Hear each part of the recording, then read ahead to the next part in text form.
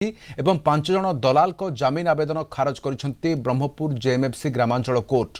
September 30 तारिख में 114 जन परीक्षार्थी को 3टी बस उद्धार करथिला ब्रह्मपुर पुलिस और आंध्र प्रदेश विजयनगरम जाउथुवा बेले पुलिस श्रीकाकुलम ठारे सेमानकु उद्धार करी ब्रह्मपुर आनिथिला। तदंत परे परीक्षा दुर्नीति रे संपृक्ति जଣା पड़िबा परे सेमानकु गिरफ परे कोर्ट चालान करा जायथिला। प्रथम विचार विभागीय मजिस्ट्रेट ग्रामांचल कोर्ट रे सेमानकर मामला चलिछि।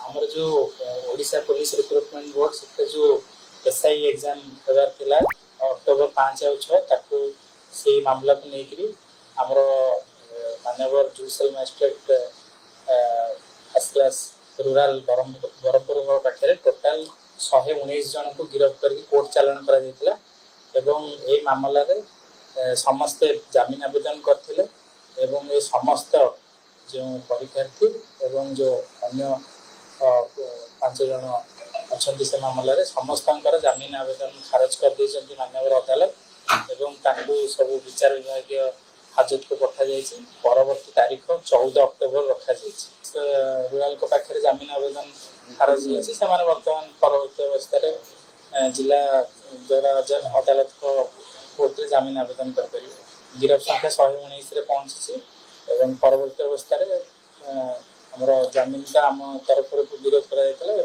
खारज हो। प्रथम दिन 117 जन गिरफ होते 114 जन परीक्षार्थी थे और 117 पर आउ 2 जन को गिरफ करा टोटाल गिरफ संख्या 119।